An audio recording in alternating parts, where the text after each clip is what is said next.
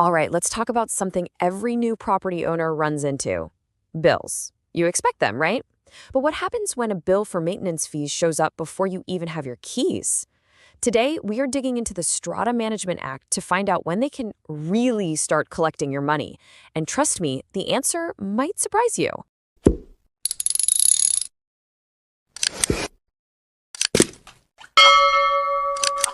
So picture this. You've just signed on the dotted line for your new place. You're excited, you're planning where the sofa goes, and then bam, a bill for maintenance charges lands on your doormat. But wait a minute, you don't have the keys. You haven't even stepped inside. So can they actually do that? Is that legal? Let's find out. Okay, so to figure out when they can collect, we have to start with when they can't. The law's default position is actually a huge prohibition. Think of it as a big red stop sign for developers and management bodies. That's right. The Strata Management Act's first instinct isn't to help them get your money, it's to protect you, the owner. It starts with a very clear, very firm no. No collection is allowed at first. And here it is, straight from the horse's mouth. Section 53 of the Act. It says, no person shall at any time collect any charges. That's pretty unambiguous, right? But the most important word in this entire sentence is that very last one, unless. That one little word changes everything. So that unless is the gateway to the exceptions. Let's think of them as two green lights. And here's the crucial part. Both of those lights have to be on. Not one or the other, both. Only then can they legally start the collection process. And here they are, the two green lights. It's actually a pretty simple checklist. First, the management has to have their official maintenance and sinking fund accounts open and ready to go. And second, and this is the big one for you, you must have received what the law calls vacant possession. In plain English, you have the keys in your hand.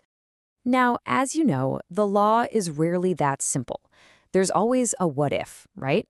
So, what if your building is a bit older? What if it was completed and running before this specific act even existed? Well, there's a special exception for that.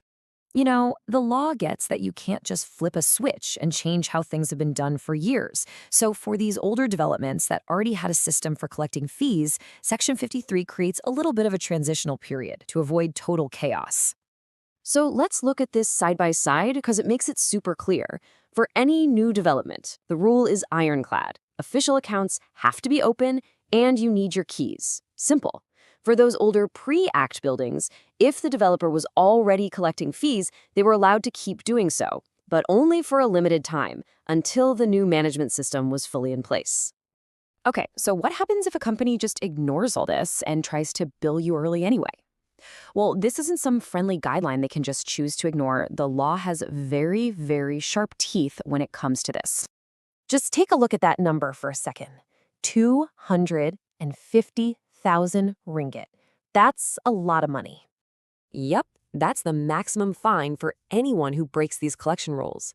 This isn't just a slap on the wrist. It's a huge penalty designed for one specific reason: to make absolutely sure that you, the property owner, are protected from being charged unfairly. So let's bring this all home. We've looked at the rule, the exception, and that massive penalty. But what does all of this actually mean for you? What are the practical, key takeaways you need to remember? Here it is, your simple prepayment checklist. Think of it as your shield. First, you can always ask to confirm the official accounts are open. Second, and this is the most important one, if you don't have the keys, you don't pay. It is literally that simple. Third, always remember that huge penalty is there to back you up. And finally, know that this isn't just good advice. This is your legal right, all laid out in Section 53. So, just by knowing this one critical rule, you're already in a much stronger, much more informed position as a homeowner. And it really gets you thinking, doesn't it? Now that you know your rights on this one thing, what other hidden rules and protections might be out there, just waiting for you to discover them?